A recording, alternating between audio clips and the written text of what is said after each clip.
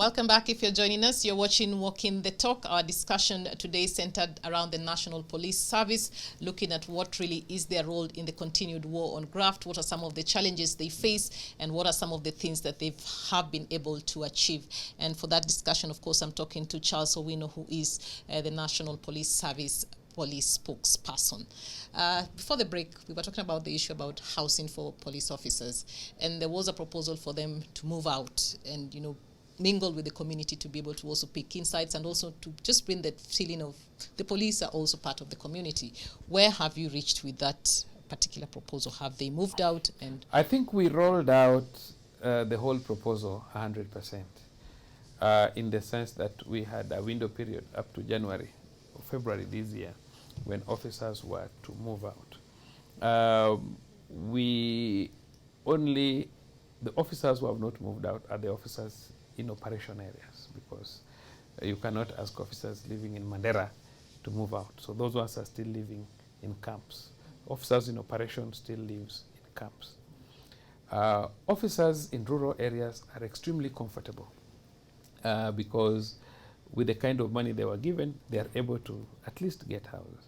We may only get slight challenge in officers in urban centers where maybe the cost of housing is a bit high, and therefore sometimes they are forced to live in areas which may not appear to be very safe. But our hands are tied, because if you look at what we propose to give them and what Salaries and Remuneration Commission allowed was, well, we could not have, because the regulation is you cannot pay somebody more than a third of his salary, more than a half of his salary as a house allowance. And because the salaries are still fairly low, you find that we could not have surpassed a certain figure. So in urban areas, there may be still a slight challenge in housing, not because they are not moving out, but maybe because of the kind of house that you'll get with that amount of money, which is based on the salaries. And you see, we are a very large population. We are not maybe 100 like Akina EACC, or maybe 2,000 or even 5,000 like other institutions. We are 100,000 plus. And any addition in salary requires a lot of deep thinking, budgeting, and a source of that money. The government must really have a source of that money. Because you see, once you have added salary, you cannot wake up tomorrow and say, I'm not adding. So far, so good. We can say that the housing program has been implemented 100%. 100%. Yes. What about the safety for those who, you know, perhaps move out? Because that has always also been a question when you have the policemen living within you. My take is that policemen have always lived out. Even when we had confined them to police stations. I want to give you a very good example.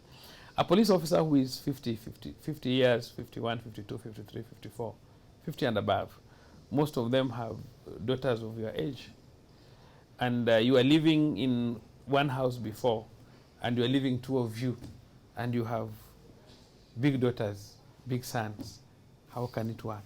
So you'd find these officers who are still struggling to get houses for their families outside the line, but he remains living in the line because of the nature of his work, because this is where he gets his bread, and he must secure where he gets his bread. So it's not that policemen were not living out. They were living out. Their families were living out.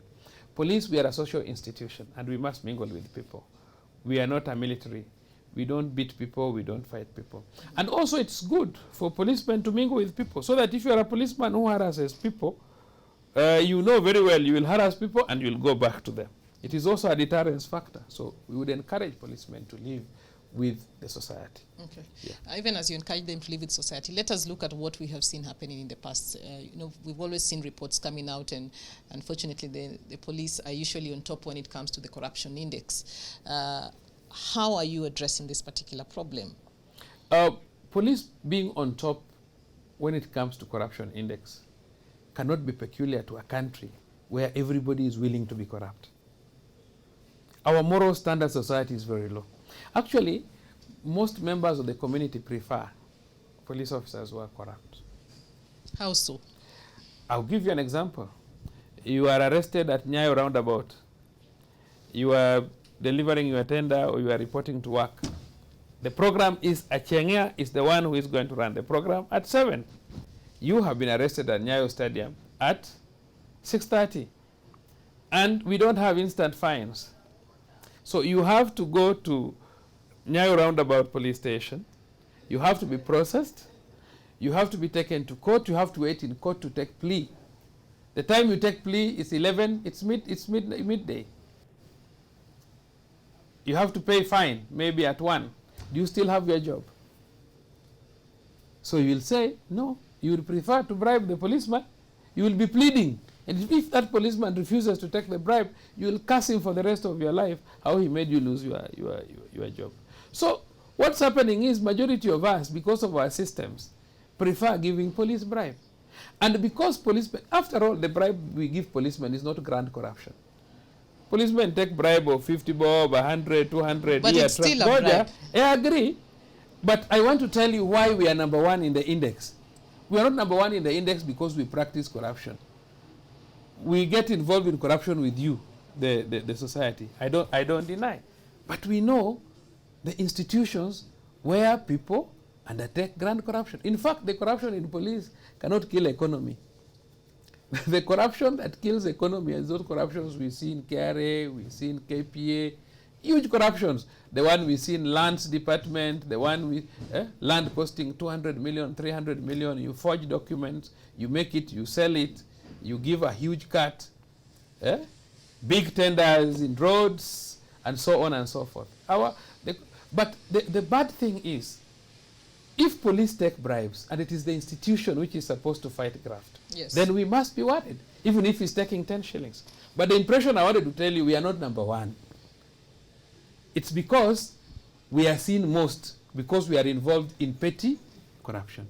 But other institutions, if you want to become number 1, you look at the amount of money that they have spent. But I admit there is graft. And I admit that police should not be an institution that is involved in graft. Because if you are not involved in graft, it means that we are going to deal with everyone who is involved in graft, and therefore we have a reason to worry. But much of it is our society. I told you, even to become what we used to call a councillor, an MCA, they want you to give money. And even when they have elected you, they want you to untie them. You know that language of untying, where people come and say, now Mzee, we have seen you, now untie us.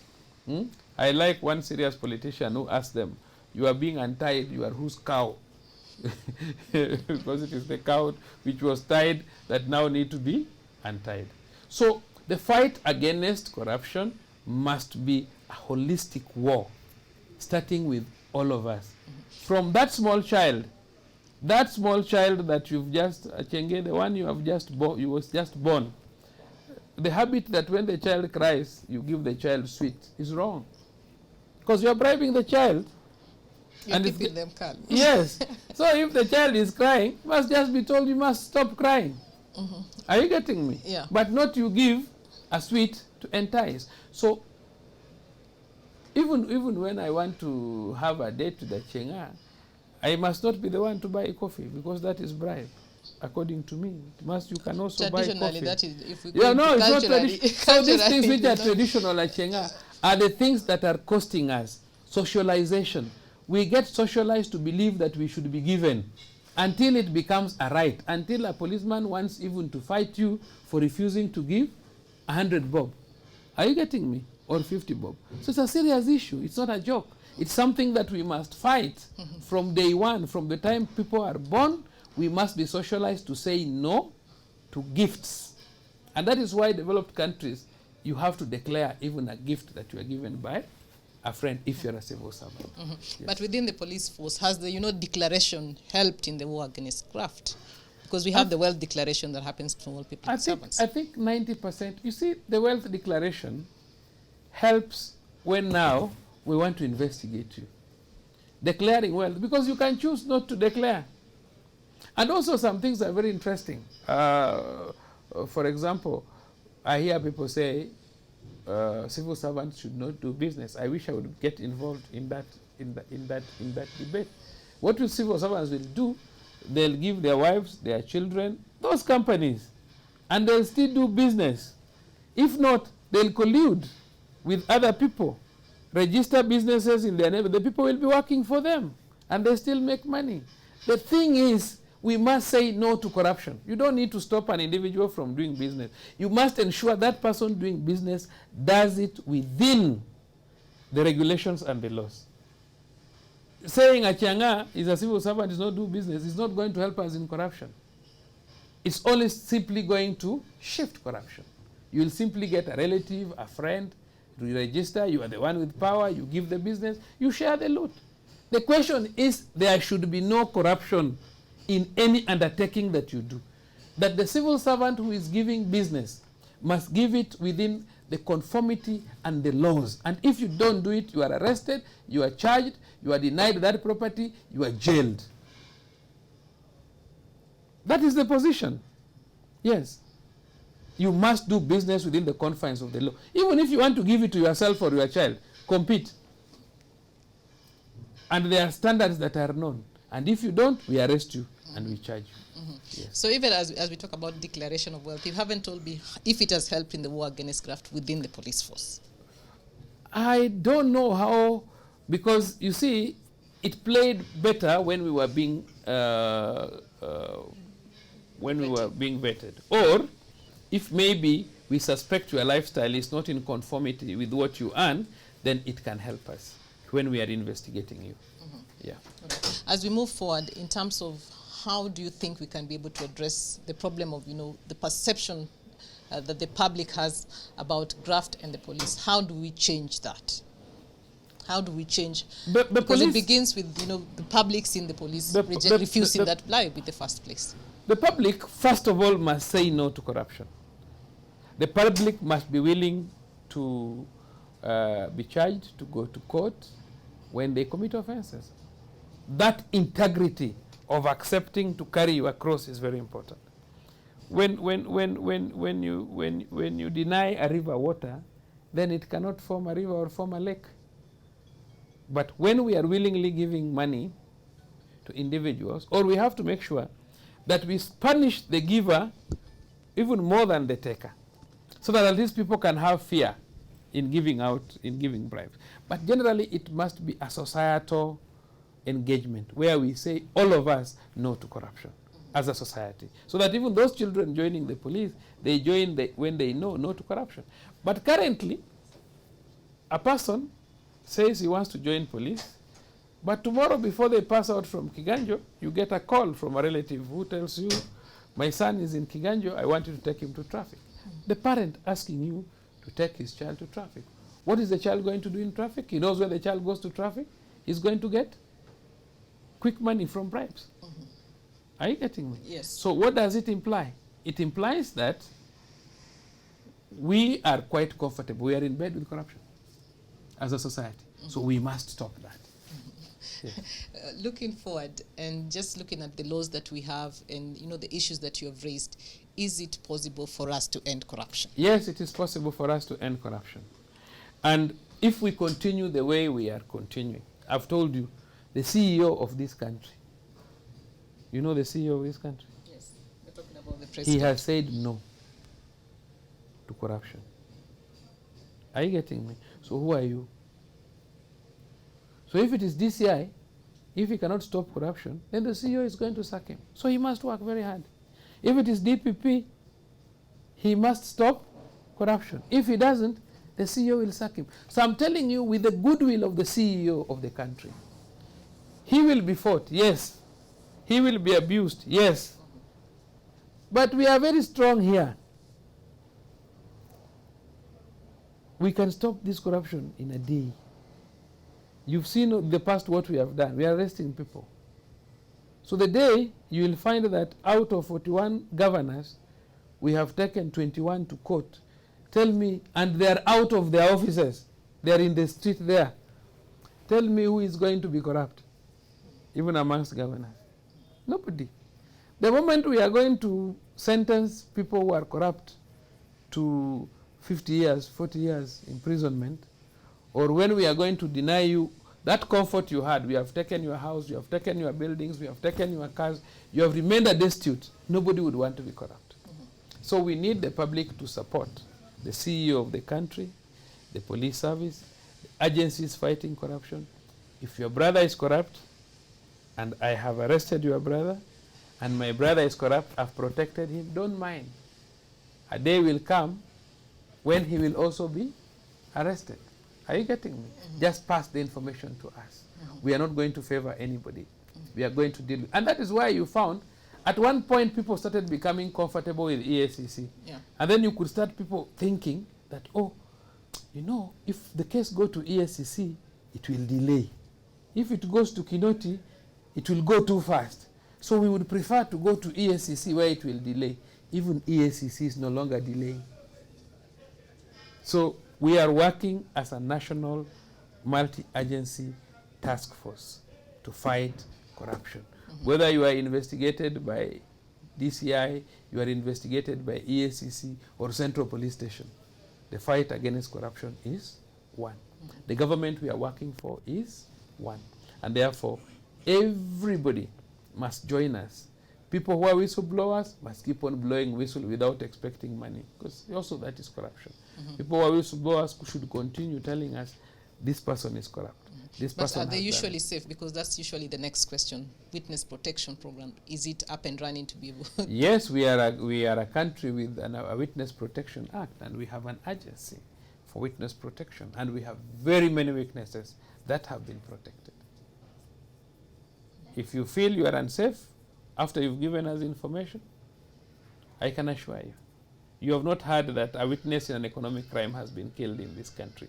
We protect them, and we keep their identity confidential. Yes. When it comes to economic crimes, you'll always hear Kenyans saying, like you've said, the case is taking too long, or sometimes when it gets to court, the evidence is not sufficient to sustain the court. And it has always come back to, the DCI, the police, in terms of the investigation. Do you have the capacity to be able to do this, or why do some of these cases get you can only question capacity if we have never convicted anybody. But if we have convicted people, then you cannot doubt about capacity. The question is, corruption fights back. Are you getting me? And those are some of the formulas how corruption fights back. And every agency, we have three arms of government. We have legislature, we have judiciary, we have executive. And every arm does its job. So if corruption moves and fights in a certain arm, what can we do as police? There's very little. We just have to, because we are the law enforcers, reinvent a formula where we can deal with that arm. Yes. Okay. And moving forward, what should we expect to see coming out of the police force in the renewed war on graft as we wind up? I think we are confident that we are on the right trajectory. You've seen the Inspector General of Police. The DCI falls under the Inspector General of Police, and you've not had a single day that there's interference from the Inspector General of Police, whether the former Inspector General or the current Inspector General interfering with the office of the DCI. He has given them the independence, the authority, and the goodwill. And he has facilitated them to work and ensure that work is done appropriately, effectively, and professionally. But we are developing police into a professional police service, which is responsive and people-centered, to ensure that we train more people, we make as many people as possible professional, and government is also supporting us. So as the economy of the country grows and improves, then what happens is that we are going to be able to fight graft appropriately by supporting all agencies that are involved in the war against corruption. And also there's the education part of it, which EACC does, that they ensure that the public are properly educated. It's just like tax. In tax, you don't become punitive. You broaden the tax base, and you make it as cheap and as easy as possible. You don't make it complex, so that you collect as much as possible. So even in the war against corruption, the education part of it, educating the public, letting the public know their rights, letting the public know what they are supposed to do, letting the public know that it is not profitable to bribe anyone. Let the public know that if you are involved in corruption, whether you are the giver or the taker, then a specific action will be taken. Creating fear, like the one which is now there. I'm told anybody, even a cabinet secretary, if he hears, oh, notice behind his house, he panics, isn't it? He starts looking, what wrong have I done? So we want that. We want a service that is respected. respected, because they know you have a teeth you can bite. And it starts with our CEO, who has already given us that teeth to bite. The CEO of the country has supported us fully, giving us equipment, paying us better, supporting us morally. So I don't see why we should not manage the war against graft. Yes. You mentioned, well, the way you're behind my house, and I just remembered the issue which we have also seen the police force being accused is you come into someone's house at 5 a.m., 6 a.m. Why can't you just summon them to come, especially for we've seen governors saying that they are VIPs, they should be given that latitude to be summoned and there is and no appear VIP before you. in corruption. If you are corrupt, there is no VIP in corruption. You saw in Tanzania taking a senior KRA officer who had just delivered to prison. So there is no VIP. In fact, when you are corrupt, you cease to be a VIP straight away. Even if you are sitting in a big office like mine, you cease to be a VIP.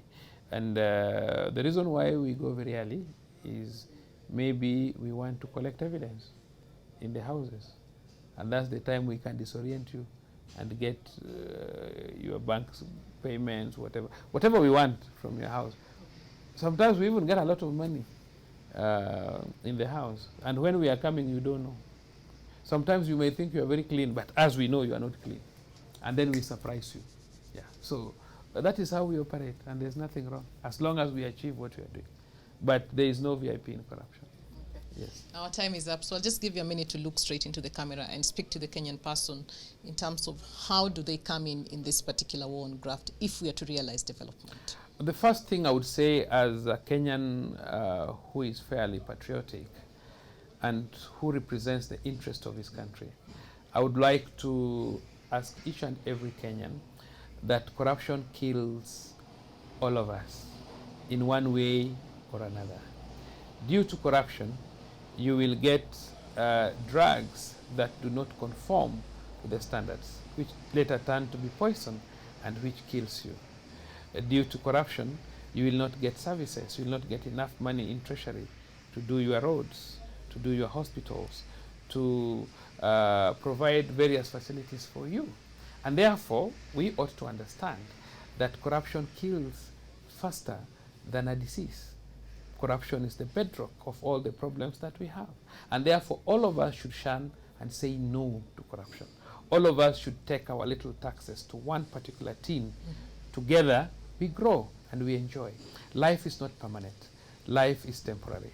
And for the period that we live, we should live in a good environment where we have trees planted all over. There are no wafisadi cutting our trees, and therefore we can enjoy good environment, good air, and so on and so forth.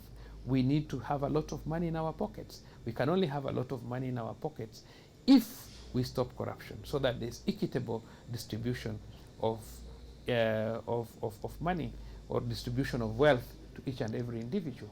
And therefore, we should realize that corruption does not help us at all. And remember, even if you are rich and you live amongst the poor, that is when you have to do big walls, you have to put electric fences, you have to keep 100 dogs in order to stop the poor from attacking you. Why all that hassle? Why not just stop corruption and we grow together as a community and we share the little that we have happily for the period that God will give us to live, and for the wealth of our country and for our grandchildren and our great-grandchildren. All right. Thank you very much for your insights and, of course, your time. Just putting into perspective what the National Police Service is doing in the renewed war on graft. We do appreciate your time.